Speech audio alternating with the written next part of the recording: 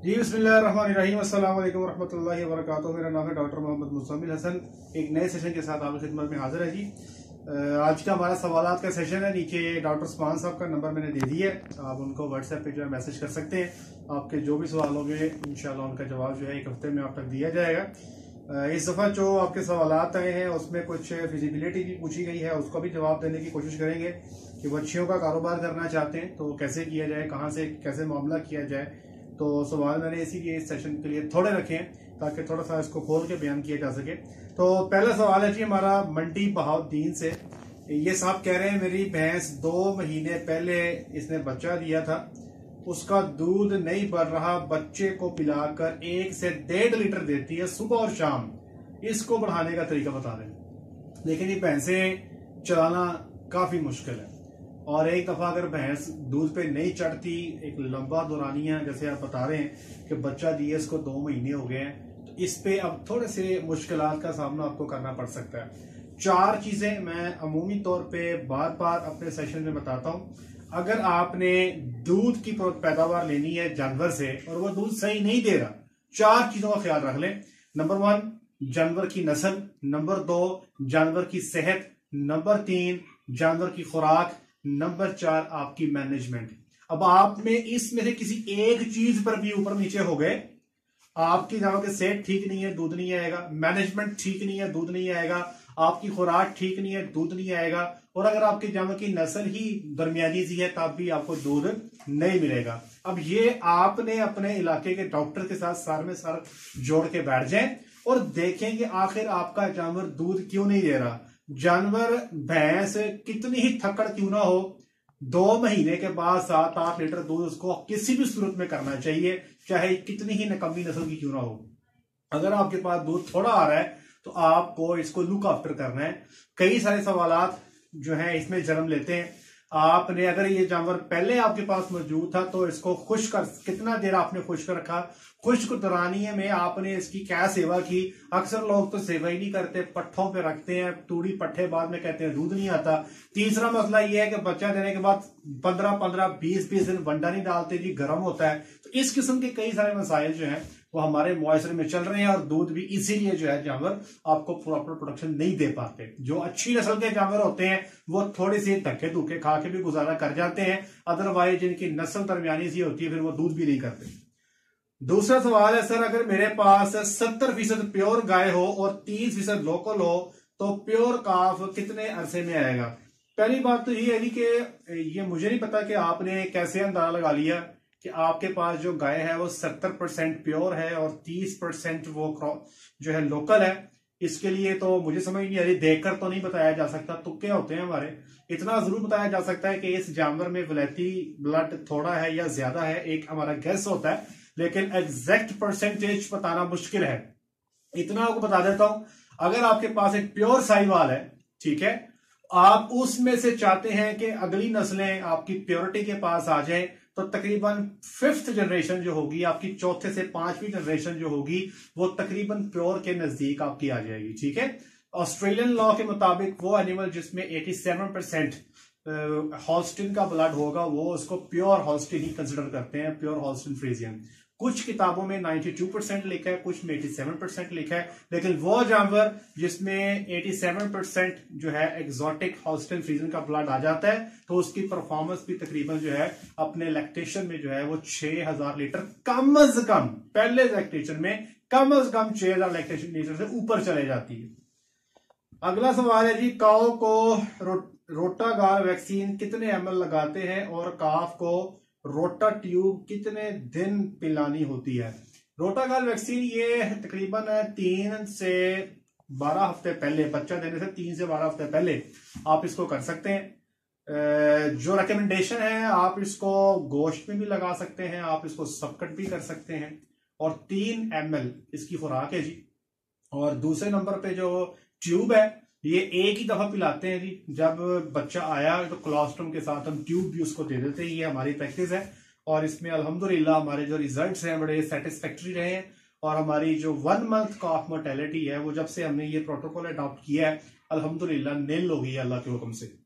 अगला सवाल है, कितने दिन के काफ को AD3E कितने ml लगा सकते हैं? देखिए जी, हमारा जो रूटीन प्रैक्टिस है कि हम 1.5 से 2 ml जो है वो विटामिन AD3E जैसे ही बच्चा पैदा होता है तो उसको लगा देते हैं।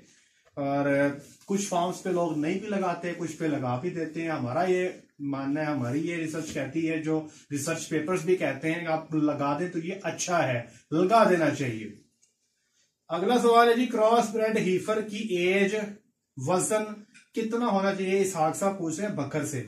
क्रॉस ब्रेड हीफर की एज वेट कितनी होनी चाहिए कि वो ब्रीडिंग के काबिल हो जाए? देखिए जी, मैंने काफी लंबा अरसा क्रॉस ब्रीड पे काम किया है। हमारा जो जो एक्सपीरियंस कहता है जी, वैसे बहुत सारे लोगों ने सवाल पूछा है कि झोटियों का वजन कितना होना चाहिए, क्रॉस ब्रीड का कितना होना चाहिए, लोकल गाय का कितना होना चाहिए। इसका खुलिया बता देता हूँ। खुलिया क्या है? 60% आपका जो एडल्ट बॉडी वेट है उसका 60% जब हो जाए तो ब्रीडिंग के लिए रेडी है। ठीक है जी। तो क्रॉस ब्रेड में अब कुछ जानवर ऐसे हैं हमारे पास जिनमें एग्जॉटिक ब्लड विलायती खून ज्यादा है। क्रॉस ब्रीड में ऐसे जानवर भी हैं जिनके अंदर विलायती खून कम है। अब ये आपने ये देखना है, आपके पास जो जानवर है उसमें एग्जॉटिक ब्लड ज्यादा है या उसमें एग्जॉटिक ब्लड थोड़ा। एग्जॉटिक ब्लड से मुराद चाहे वो विलायती फ्रीजियन का है चाहे वो विलायती जर्सी का है, वो थोड़ा या ज्यादा है तो उसी हिसाब से डिसाइड होगा। मेरे पास वो जानवर जिसमें विलायती ब्लड ज्यादा होता था तो हम उसको 325 से ब्रीड करना शुरू करते थे। ठीक है। जो विलायती थे हमारे पास उनको कम से कम 350 पे शुरू करते थे। आइडियली 375 विलायती गाय के लिए। क्रॉस का वो जानवर जिसका आप कह लें कि विलायती खून जिसमें ज्यादा है उसको 325 से 350 पे ले जाएं, और जो आपके जिनमें विलायती खून कम है उसको आप 300 पे ब्रीड कर लें। आपको पहले सूबे में इंशाल्लाह अच्छा दूध मिलेगा। हाइट भी इसी हिसाब से है। मदर की हाइट चेक कर लें, बच्ची की मदर की हाइट क्या है, उसी हिसाब से डिसाइड करेंगे। अगर आपको लगता है कि आपके पास जो क्रॉस का जानवर खड़ा है उसकी वही हाइट है जो एक हॉल्स्टाइन फ्रीजियन की होती है तो समझ लें इंशाअल्लाह अज़ीज आपको भी इसको 130 सेंटीमीटर हाइट पे लेके जाना है। अगर आपके पास उसकी मदर का छोटा कद है तो फिर मेरा मशवरा ये है कि आपको डेफिनेटली जो है अकॉर्डिंगली आपको डिसाइड करना पड़ेगा। एक बड़ा सब्जेक्ट है, लंबा थोड़ा सब्जेक्ट है। मेरा मशवरा ये है कि आपके पास जो बच्चियां खड़ी हैं अपने इलाके के डॉक्टर्स को बुलाएं, उनके ऑर्गन्स चेक करवाएं, उनका पूरा एनालिसिस करें। ये ना हो कि आप 130 सेंटीमीटर हाइट पूरा करने का इंतजार करते करते उसका वजन ही 600 किलो पे ले लें। तो बहरहाल आपको अपने इलाके के जो डॉक्टर्स हैं उनके साथ रब्ता जरूर करना चाहिए। अब ये फिजिबिलिटी के हवाले से मोहम्मद डेयरी फार्म वालों ने सवाल किए जी कई सारे, और इसको हम डिटेल से बताने की कोशिश करते हैं। उससे पहले एक छोटा सा सवाल है, ब्यूटालेक्स और इमिजोल काफ को सेम डे पे लगा सकते हैं? जी हम तो लगा देते हैं। इधर ब्यूटालेक्स इधर इमिजोल, बिल्कुल लगा देते हैं। कोई ऐसे हर्ज नहीं कि आपने एक दिन का वक्फा करना है, हम लगा देते हैं, कोई ऐसा मसले वाली बात नहीं है। अच्छा, मोहम्मद डेयरी फार्म वाले कहते हैं सर हम बछड़ा फार्मिंग करना चाहते हैं, ठीक है जी, और हम बछड़ियां लेकर बड़ी करके सेल करना चाहते हैं। ये कई सारे लोग कारोबार कर रहे हैं, नेगेटिव एफर्ट्स को लेते हैं, उनको प्रेग्नेंट करते हैं, जैसे ही बच्चा देने के नजदीक आती है उनको सेल कर देते हैं।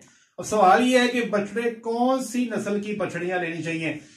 देखिए जी, जितना विलायती खून उनमें ज्यादा है ना, जितना एक्सोटिक ब्लड फ्रीजन का ज्यादा है वो आप लेंगे तो आपकी ये अच्छी रेट पे सेल हो जाएगी। इस वक्त मार्केट में लोगों का मानना यह है कि जितना डब्बा रंग होगा, जितनी ये लंबे कद की होगी, उतने ही इसके आपको पैसे ज्यादा मिलेंगे। जाहिर बात है, ये जो कारोबार आप करना चाह रहे हैं इसमें आपका मेन मकसद ये है कि जानवर तैयारी पे आपका अच्छे रेट पे सेल हो जाए। तो इसके लिए ऐसा जानवर लें जिसका डब्बा रंग हो, लंबे चौड़े स्ट्रेचर की हो, कद अच्छा हो, वेट अच्छा हो, और वो जब तैयारी पे आए तो एक अच्छा बड़ा जानवर बन के उभर के सामने आए तो उसका रेट भी आपको अच्छा मिलेगा। तो वलैती खून जिसमें ज्यादा है, एक्सोटिक ब्लड जिसमें ज्यादा है, वो बछड़ियां लेकर आए, वो चटे भी अच्छे बनाएंगी इंशाल्लाह, और आपके उनका जो है आपको रेट भी अच्छा मिलेगा। दूसरा सवाल है कौन सी उम्र की लेनी चाहिए? मेरा ख्याल है जी कि आपको 14 से 15 महीने की उम्र की जो है ना बच्चियां लेनी चाहिए, और इनका बॉडी वेट कम से कम 300 किलो, 300 किलो से कम की ना लें। बेहतर है 300 केजी की हैफर लें, 14 से 15 महीने की उम्र हो, दोंदी चौगी ना लें। ऐसा जानवर जो आपको देखने में बहुत खूबसूरत नजर आ रहा है, उसका बॉडी वेट भी 400 किलो के पास पहुंच गया है, उसके 2 या 4 दांत हैं, ऐसे जानवर को बिल्कुल भी ना लें, क्योंकि उसमें खदशा है कि ये रिपीटर है, बार बार रिपीट होता रहा है, और अब ये आपके पास आ गया है। और जानवर के नीचे उसका हैवाना भी देख लें, अगर हल्के सी हैवाना उसने नीचे बनाया हुआ है तो ये अबॉर्शन कर, ये भी हो सकता है कि ये अबॉर्शन करके आई हो। तो इस किस्म की चीजों को देखना है, कोशिश करें ऐसा जानवर परचेज करें जिसके नीचे हैवाना ना हो, बिल्कुल थन छत से लगे हो, उम्र जो है तकरीबन 13, 14, 15 महीने हो, वेट 300 से 325 किलो हो, आपके पास फार्म पे जाए, आप उसकी ब्रीडिंग करें, एक महीने में 350 kg पे पहुंचे और आप साथ इसकी ब्रीडिंग कर दें।